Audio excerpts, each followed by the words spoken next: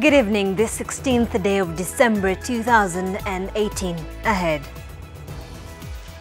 Tonight on NTV, to grow or discard maize. Rais alikuwa juzi kule China na amefungua soko ya kuuza chai, ya kuuza kahawa, ya kuuza macadamia, ya kuuza avocado kule China.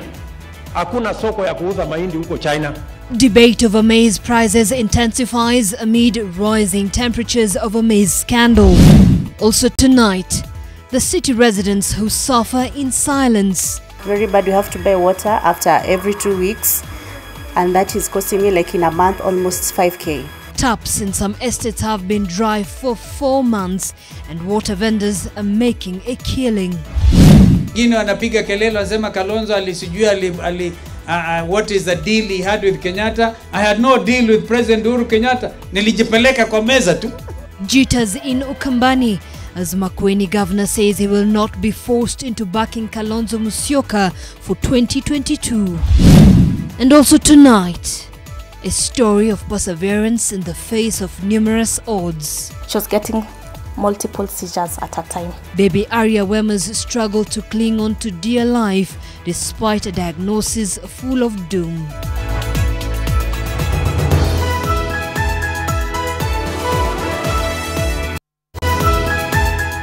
NTV Weekend Edition with Zainab Ismail. All right, welcome to the program. Our sign language interpreter this evening is David Agondoa.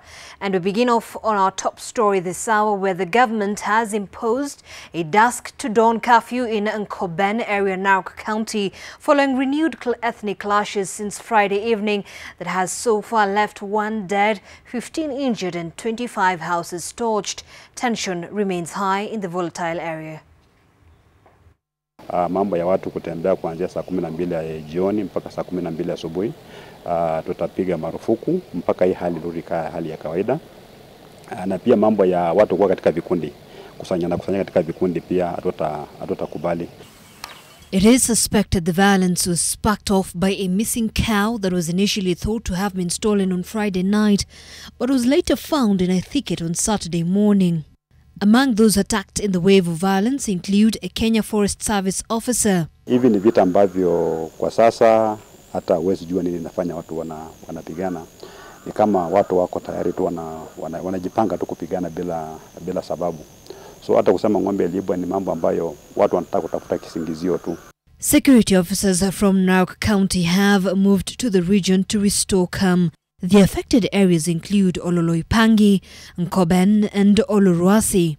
Tension, however, remains high as families flee their homes following this latest flare-up between the Maasai and Kipsigis communities. Watu waache mchezo ambao wanafanya kwa sababu wanajifanya ni kama vijana wanapimana nguvu. But at the end of the day unapata mali inaharibika, maisha watu wanaumia, watu wanakufa kwa sababu kuna mtu mmoja ambaye amefariki. Kwa hivyo nataka tuongeze more security solutions kuhakikisha kwamba mambo kama haya, these opportunistic battles zinakuwa contained. In September, the volatile area witnessed week-long ethnic clashes that left at least 4 people dead, scores injured and over 50 houses torched. All right, now Inspector General of Police Joseph Boynet has ordered the immediate arrest of known individuals who are allegedly responsible for the murder of 3 people in Marsabit on Sunday. Among those killed was Kida Godana, the Derib combo chief whose body was later burnt by the assailants in what is viewed as renewed inter-clan clashes between 2 communities over water and pasture lands. The killings reportedly happened at a funeral of victims of yet another attack that took place in Giresa, which borders Kilta, Korma and Bubisa areas. And away from those unfortunate incidents, the debate on maize farming in the country continues to gain momentum, with Deputy President William Ruto today saying those who refuse to embrace diversification are fools. The deputy was speaking in Trans Nzoia, a key maize growing area, and he was talking to leaders and a gathering of farmers who had pleaded with him to help increase the amount offered by government per bag of maize sold by farmers. NTV's Nuru Abdulaziz with the details. Speaking in Kitale, Deputy President William Ruto once again urged farmers to consider farming other crops. Tumesema tujaribu kuendea tupande mimea mingine diversification. Naibu wa Rais, nimefanya diversification for the last 4 years. 100,000 tissue culture banana subsidized. 600,000 tea plantation subsidized. Coffee 600. Pia tuna introduce coffee hapa. Mzungu alikuwa amesema msipande kahawa. Na hiyo sheria ilitolewa sijui 30 years ago. This area coffee does very well. Wale wanakupinga wewe bwana governor wakati unaongea mambo ya diversification, hawa ni watu wajinga. Hawafai kuwa viongozi hata wa kuchunga ng'ombe. Dunia mzima watu wanafikiria vile tutakuwa na mimea ambayo itatupatia pesa. It is the same statement that had earlier pissed off 3 North Rift Jubilee MPs, Alfred Keter of Nandi Hills, Joshua Kutuny of Cherangany, and Moiben MP Silas Teren, who had accused the Deputy President of being behind the woes faced by maize farmers in the North Rift, Kenya's bread basket. Kwa hivyo, we are calling for investigation, particularly to the one Deputy President, on the issues touching on fertilizer and the importation of maize. Wakulima mjue hivi ya kwamba tunasema sisi shida zetu mingi ya mahindi, ya fertilizer na hii mambo yote imeletwa na Mheshimiwa Naibu wa Rais na ofisi yake. Tunataka ofisi yake ichunguzwe. Claims that politicians allied to the DP dismissed. They termed the assertions as sideshows aimed at tainting Ruto's name after he declared interest to run for the presidency in 2022. The Strategic Food Trust Fund, which is chaired by former Cabinet Minister Noah Wekesa, had announced 2,300 shillings as the new price that the government will purchase a 90 kg bag of maize, sparking protests from farmers in the region.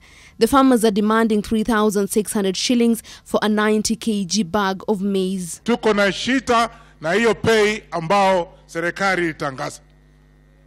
Kusema kweli, saa hii mwezi wa 12 wakulima watakana wawe saa wakitayarisha mfungo wengine, lakini kwa sasa kwa vile serikali ijalipa kwa sababu pei ni chini, watu wamekufa moyo. Watu wa Trans Nzoia, watu wote tunaomba His Excellency the President, kuna ripoti imepitishwa bungeni ya kuomba serikali inunue mahindi ya wananchi kwa gunia moja shilingi 3,600.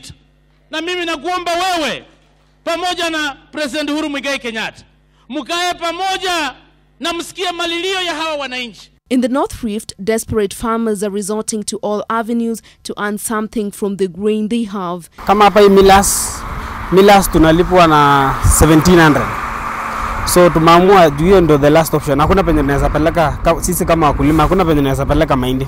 They claim government takes forever to pay them, saying the National Cereals and Produce Board pays them 6 to 8 months after delivery of produce. The Deputy President insists it is time for a rethink. Rais alikuwa juzi kule China na amefungua soko ya kuuza chai, ya kuuza kahawa, ya kuuza macadamia, ya kuuza avocado kule China. Maize and wheat farming are the main economic activities of many in the region, but some of them feel hard done by the government.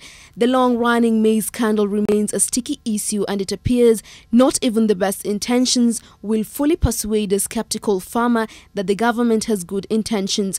The Deputy President is seen as the most visible embodiment of that government in the North Rift. Nuru Abdulaziz, NTV. Now, a group of education stakeholders believe that there are forces to sabotage the implementation of the competence-based curriculum, something that the Ministry of Education should be on the lookout for, as the same forces might try to derail the process come the year 2020, the time the government has set for the national rollout of the curriculum. NTV's education reporter Sharon Baranga with more.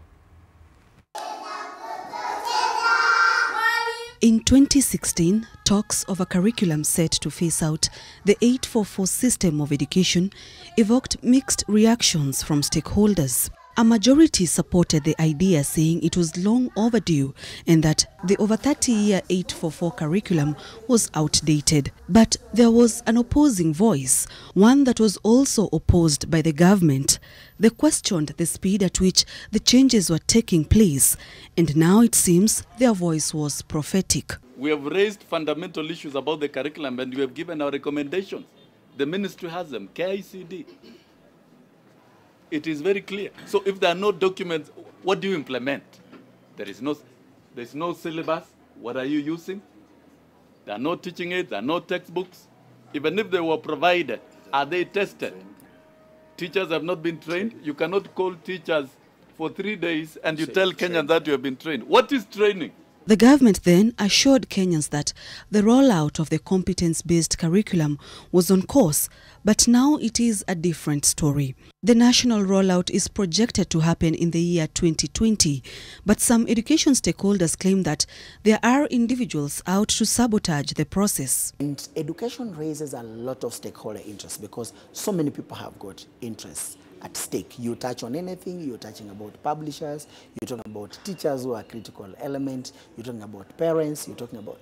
So, and now you come now to the institutions. And so, as I did mention, it will be important that why the CS needs to take charge is to ensure that all the organs of the Ministry of Education are speaking the same language. The turn of events has left parents confused, and now stakeholders say the buck stops at the Ministry of Education. When the CS says that we've suspended the curriculum, there were certain quarters which were extremely happy. And when these quarters are happy, it's not that they are happy because it's being suspended. Right away from the steps of Harambee House in April 2012, these people have always been against the curriculum. So when you have got a mind that is already closed out, they will never see anything that is coming out of it to be positive. So I think that the CS should remain to be objective. She should be willing to listen, but listening should not be taken to be any form of indecisiveness. Lack of proper consultation, training of teachers and poor resources have been pointed out as some of the elements that have not been fully addressed for the competence-based curriculum to be fully implemented. The curriculum was poorly planned and hastily introduced in schools. The process did not carefully consider resource constraints and was not given the necessary strategic interventions at the inception stage. And if you look at the marginal cost that it has taken for them to prepare their teachers to implement the curriculum, it tells you that it is not magic, it is not rocket science. Even people who are arguing about teacher training, it is not as complicated as they are putting it, because these are teachers who are already trained on the basics of pedagogy. So it's just a question of adjusting. If the cabinet secretary is capable of marshalling everyone to believe in this process, even 2020 is too far. We could even implement it next year. But we're just being very, very realistic. But if she doesn't understand and manage the undertones, even 2020 might be too ambitious. Once the competence-based curriculum is fully implemented, it will be the second time the country will be adopting a new curriculum since the 1985 changeover from the 7423 system. Sharon Baranga, NTV. All right, and away from education matters, now listen to this. Nairobi residents continue to battle water shortage in residential estates around the capital. However, there seems to be a small fraction of residents who know a source of water that never runs dry. They supply water to struggling residents without fail. Where do they get this water from? Catherine Ouma is a frustrated resident of Onyonka Estate in Langata. Outside her home are bottles and containers that she hopes to fill with water from vendors who she says are constant visitors at her doorsteps. Her home has not received consistent water supply from the county for the last 4 months. We have to buy water after every 2 weeks, and that is costing me like in a month almost 5K. Though appreciated by residents such as Catherine, what is unclear is where the water vendors get water from, as they seem to have the scarce commodity all year round. Maji waga tunatoa kwa borehole, tunapeleka mahali tumeitishwa. The mystery was uncovered when we followed some of the vendors to their sources. They get the water from informal settlements that seem to receive water more regularly than the estates that largely depend on water vendors and tankers. Nasikia kwamba huko jijini slums, sasa maji yezi potea, nasikia wanalipewa na Barclays Bank. They, however, raised concern over clean water tankers, whose water at times is nowhere near clean. Hiyo maji kuwekwa tangi, kuvungulia mferezi hivi ilikuwa black. Hata watu wako kunywa ni vile ilikuwa kinunga. Sasa hatujui ilitolewa wapi. At Raila Estate in Kibra, we encountered a water vendor whose infrastructure was questionable to say the least. But what was more suspicious was the fact that the vendor could not explain the source of the water. Hapo ndio siwezi jua. But ni ya city council. Mwenye naingia nini? Inaingia prison.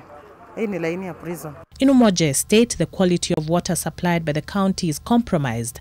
The estate's poor planning has only served to worsen the water situation in the area. Saa zingine tunawasaidianga maji wenye hawajapata maji. Saa zingine inakuja na sewage. Sasa tunawahusia hao wenye hawawezi chota ikiwa na sewage. Other areas that face water shortage in Nairobi include Jamhuri Estate, Harambee Estate, some parts of Buruburu Estate and Komarok Estate. This even as the county government continues to make public pronouncements about dealing with water cartels. The pronouncements remain just that and are largely unverified. Meanwhile, the water vendors continue to thrive. In June, a visit to Ndakaine Dam revealed improved water levels.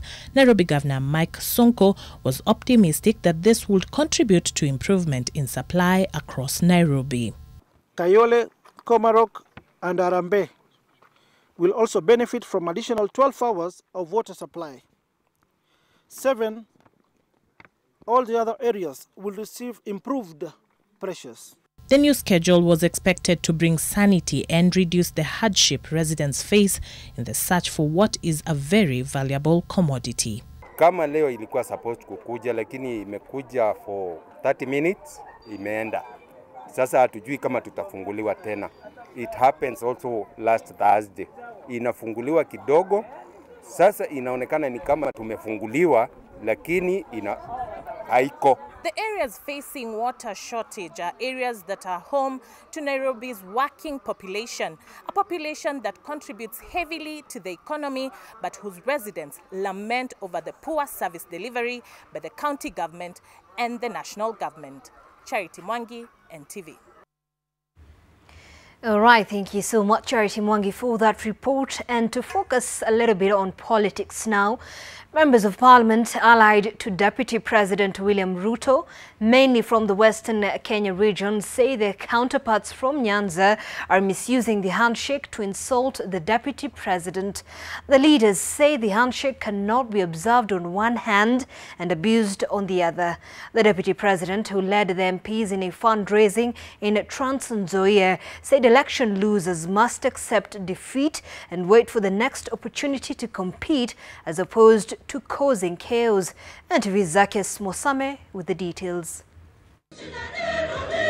Deputy President William Ruto was on Sunday in Trans Nzoia County, where he attended a church service before presiding over a fundraiser organized by the Catholic Church at the Kitale Showground.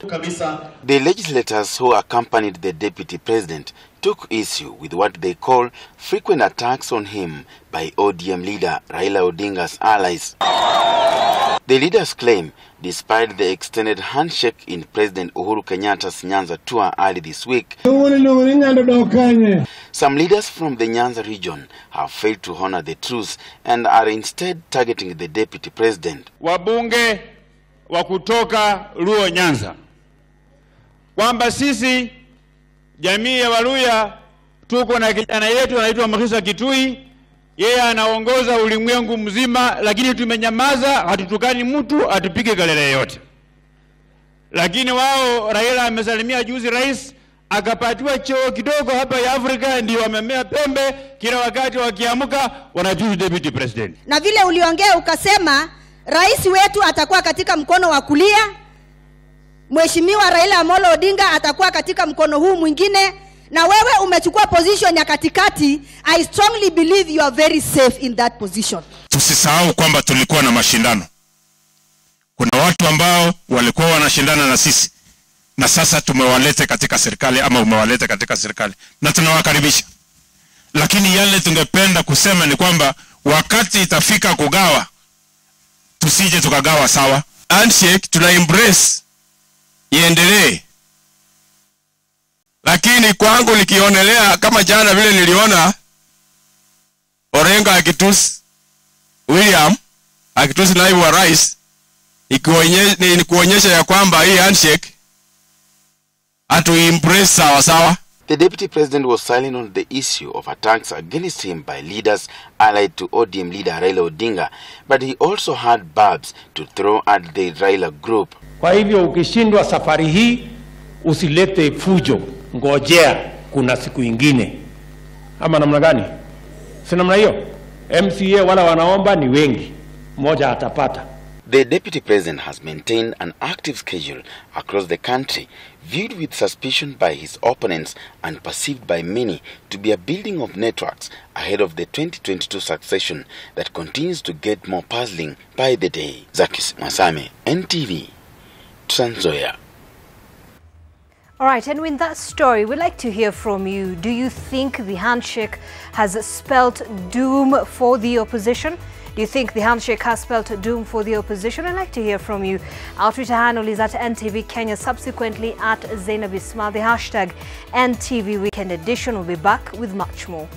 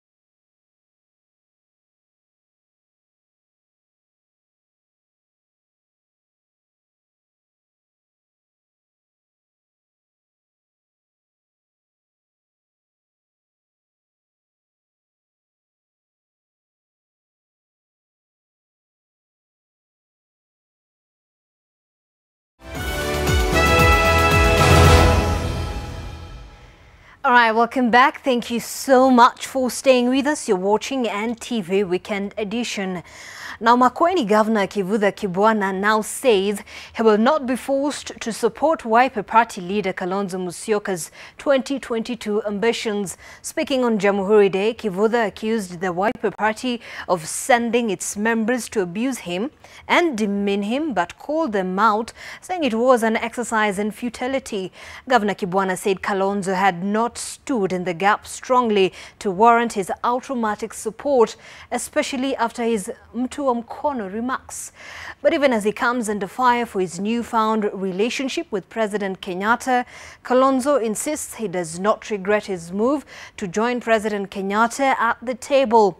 NTV's political affairs reporter Kennedy Mureithi examines the relationship between Governor Kibwana and Kalonzo Musyoka. The Kamba house is no longer habitable, at least politically. Gloves are off and politicians in that region are readying for a political war. On one side is Makueni Governor Kivutha Kibwana, now on his second and final term, and on the other side is Kalonzo Musyoka, who has held the title of the regional supremo for more than 2 decades. On Jamhuri Day, Governor Kibwana seemed to take issue with the county's MPs, who had now resulted to hitting at him for a stand on Wiper Party's leader Kalonzo Musyoka's 2022 bid, arguing that his dalliance with President Uhuru Kenyatta and his Jubilee Party without a clear structure was not beneficial to the Kamba community. Na naona kindu kitekesio na asiate kesio. Uzuni kibuda na ndivendo kanundu ninge none bangite ngatwika mundu. Uyo na miaka ya 64, nwezibe bandu bikao kedo kubinduka kuti laisi ukatwika mundu ungi. But as pressure piled on Kalonzo to disclose the contents of the deal between him and President Kenyatta, he today insisted he did what was best for the country and the community. Wengine wanapiga kelele wasema Kalonzo alisijua what is the deal he had with Kenyatta. I had no deal with President Uhuru Kenyatta. Nilijipeleka kwa meza tu. Kivutha says his being outspoken is now being misconstrued to mean that he is in the race to dethrone Kalonzo as the ultimate spokesperson for the community, but he denies that, arguing that his concern is legitimate and shared by many. Nyendikwendo Kamba wanike. Na nditona kwithwa ni umwa kwanyu Kamba. Lakini nayo ndikwenda mundu ambeka na nomba kane musupport ndenda na ndekwenda. Nundu manzo pe omeamwe Enoko na Mulyungi alliance kizide. Yime kwenda kwazekana nomba usupport utenda no tekwenda. Na isu ni la siasa ziatene. Ila siasa yakano ila ndune. Governor Kibwana has been critical of Kalonzo since he played second fiddle to the handshake deal between President Kenyatta and opposition leader Raila Odinga. Together with other leaders from the region, including former Machakos Senator Johnston Muthama, they blasted Kalonzo over his Mtu wa Mkono remarks during his father's burial in Saikuru, and they believe he has lost the steam to bring development to the Kamba region and also to speak for or on behalf of the region. Tukaa siasa tukona kana kindu kila tukwika ni kiutedia Kamba na tuisupport nesa na kutedia Kenya. Ndikwa za tuimwe andu maitu tuimwe kana rimwe na tukeza kumba na andu mama kuwene wetu kulanye ningi tuenda kyao tuenda kuigata ibinda za kubika tuende na kumbe. In Kitui, Wiper is under fire for undermining Governor Charity Ngilu's administration through MCAs whom she claims are not cooperative. Na musilete siasa ambao haina msingi kamili. Lakini ikiwa ni siasa mnataka, mimi sina pesa hata kidogo naweza kusaidia wananchi wa Kitui. The simmering tough war between the region's political leaders, especially that between Kalonzo and Kivutha, may just redefine political battle lines, with some Wiper diehards accusing Kibwana of joining Wiper to rock the boat from within, with his intentions now becoming apparent. Kennedy Mureithi, NTV. Now, a group of Nyamira leaders have voiced support for the Building Bridges initiative by President Uhuru Kenyatta and ODM leader Raila Odinga. They say the move will unite the country and can only gain more support across the country. The leaders, who are accompanied by Devolution CS Eugene Wamalwa, say the unity gives the nation an opportunity to develop and realize the president's Big Four agenda due to the peace and political tranquility in the country, lauding the political maturity exhibited by the president and former Prime Minister Raila Odinga.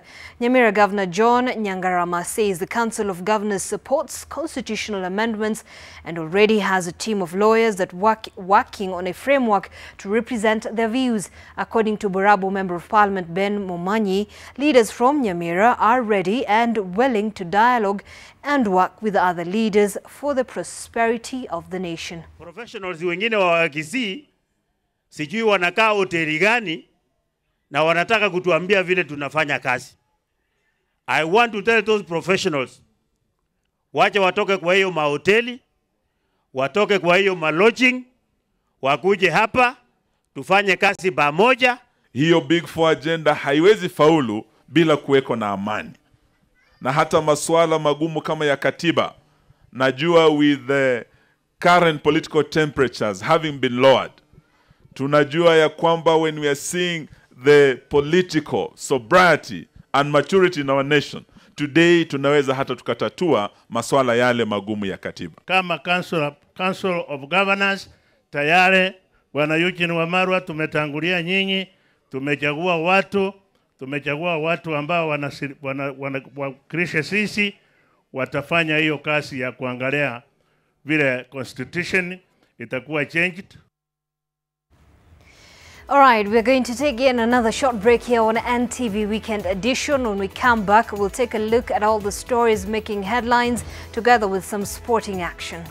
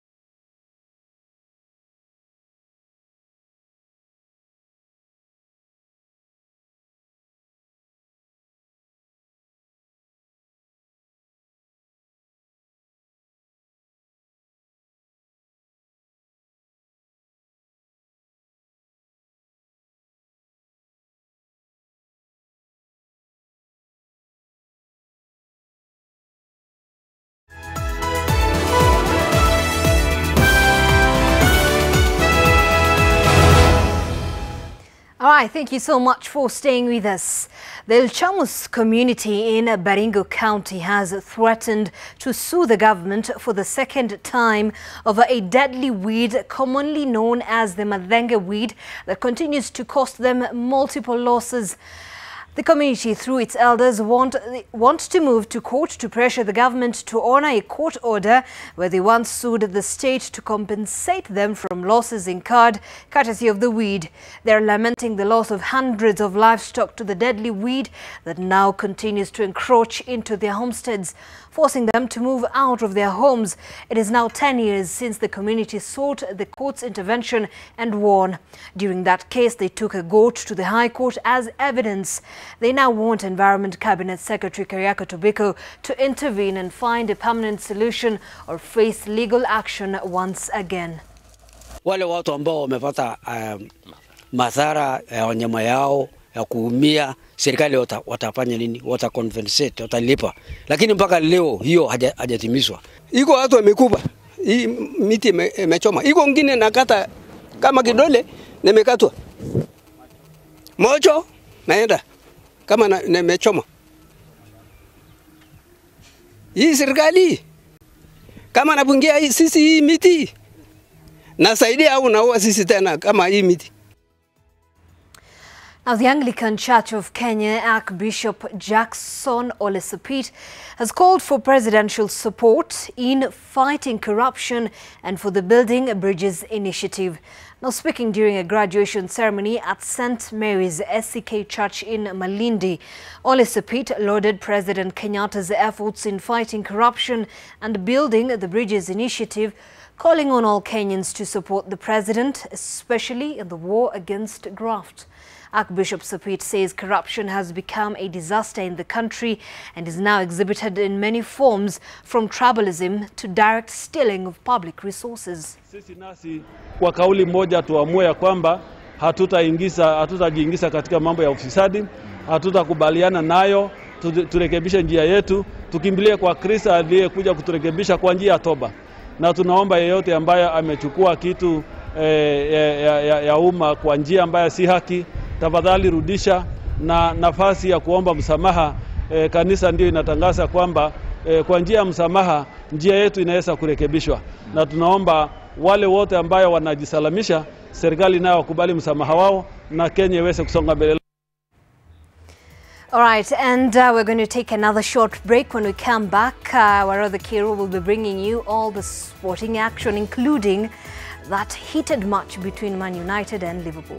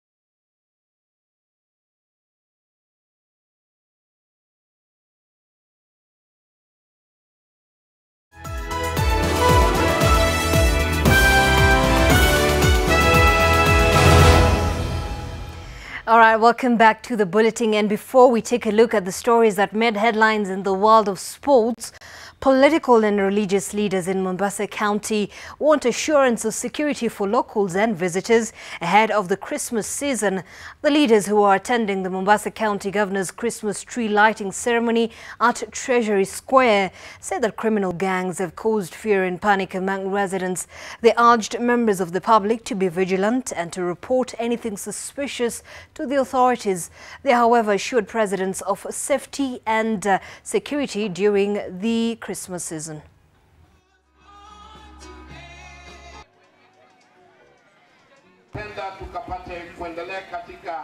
Ninawahakikishia kwamba tutawahifadhi, tutawaangalia, tuko angani, baharini pamoja na mjini, kila mahali tuko.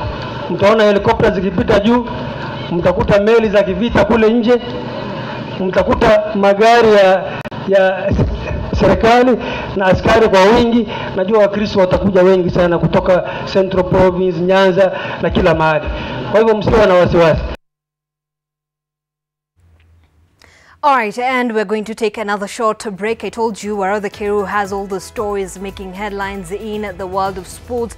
Will be telling us more about that very heated match between Liverpool and Manchester United. I understand a lot of my fellow fans quite disappointed about that match. And of course, you remember the Queen of Dry Jokes always has something in store for you every Sunday. You do not want to miss that. But at this point, Warada Kiru with the sports news in just after this break.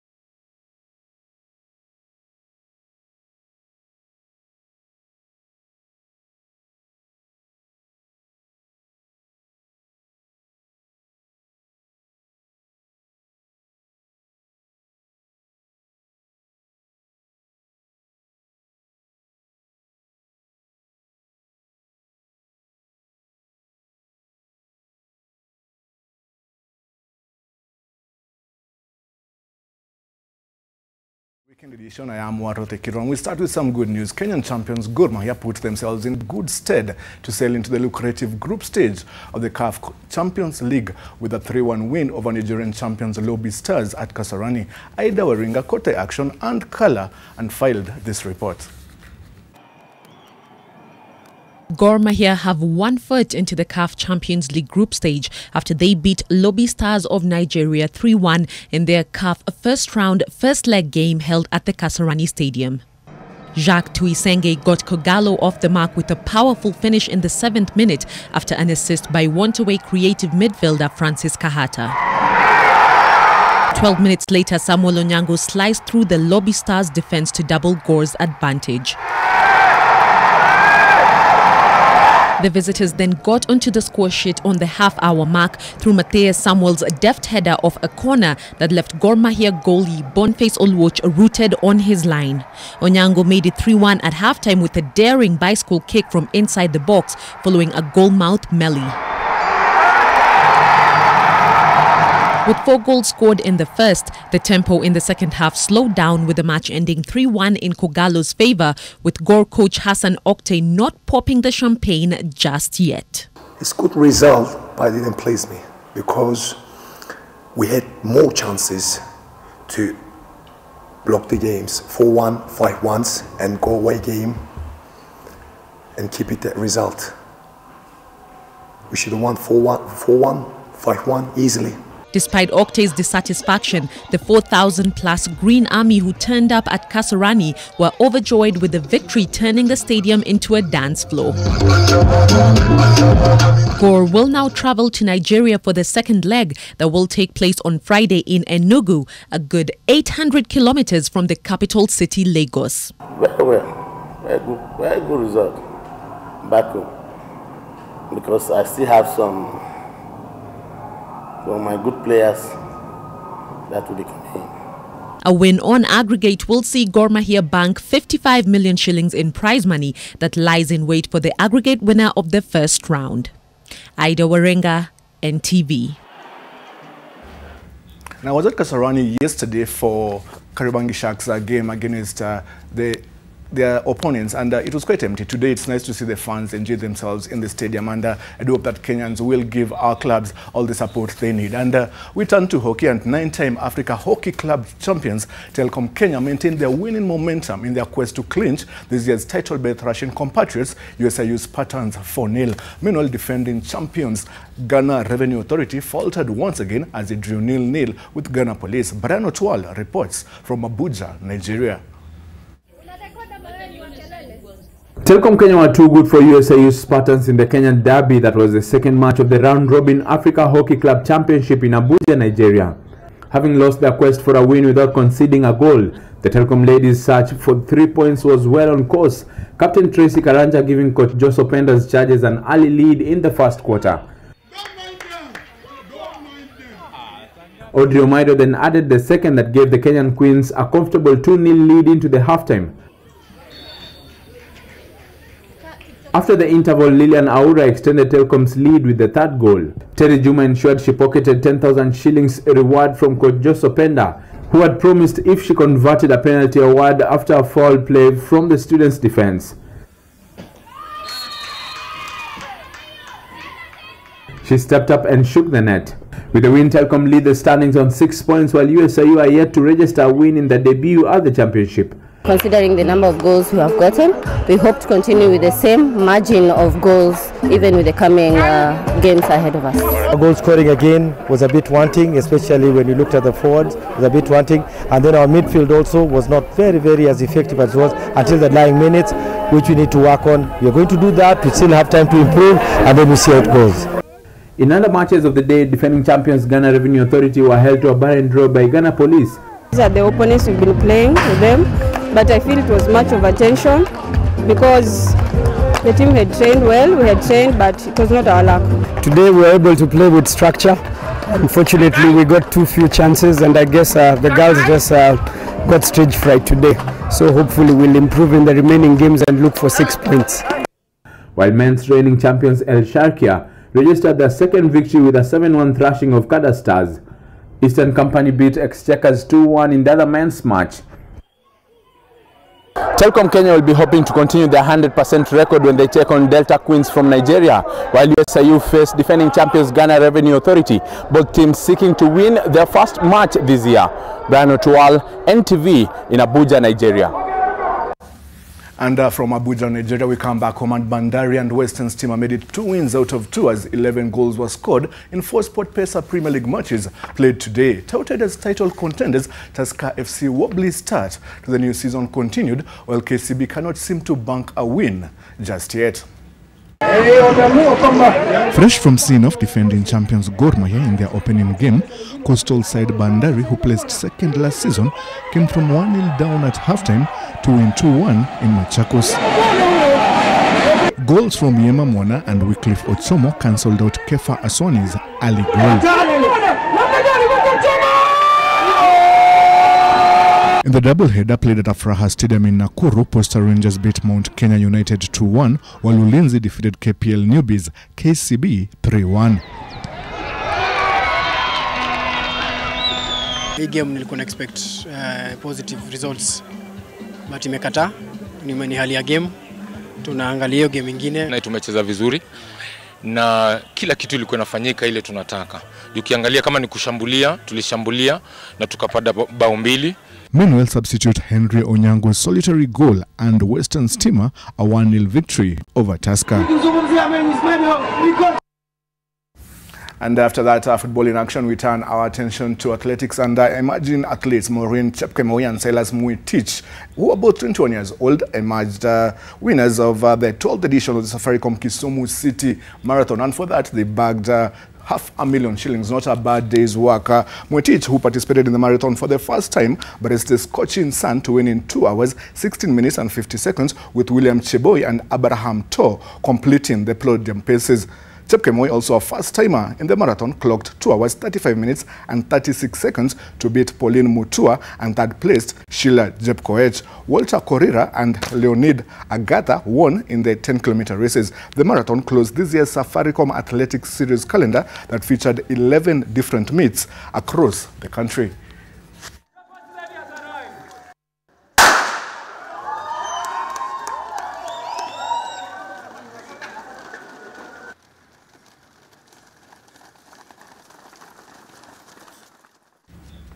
And away from athletics, we turn back to football, and a match that was anticipated by many is a Premier League match between Liverpool and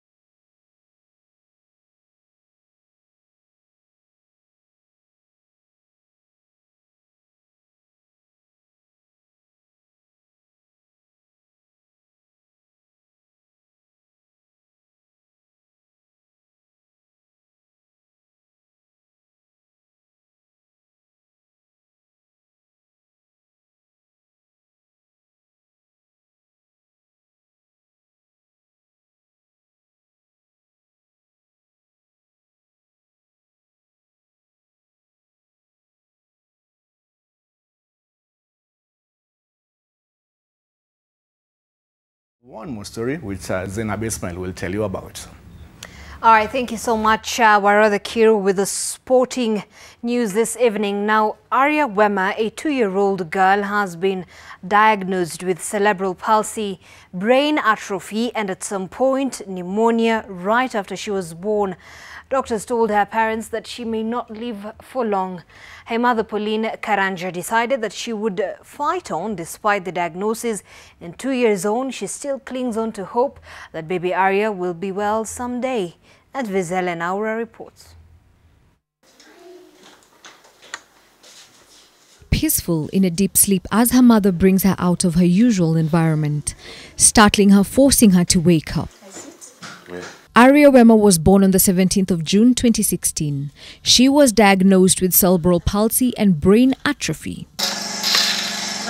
This is a process she has to go through every day. A few minutes after coughing, her home care nurse inserts a suction catheter to drain the fluids that have accumulated, as she now cannot be able to fully breathe with her nose. The excretions are then removed through an electric suction machine. 4 hours. So there has to be someone with her 24 hours because of the secretions. If you fail to sanction, the secretions that she has now, in time, they block the airway, thereby cutting oxygen supply to the brain. Yeah, so Arya was born through a normal birth, and her mother was excited to add a new member into the family, as her firstborn and secondborn are all in good health. That she didn't, because it was a normal birth and I was all awake. I noticed that she didn't cry immediately after birth. So I kept on asking, why isn't my baby crying? Why isn't she crying? So she cried after some time, but she cried for a very short time and kept quiet.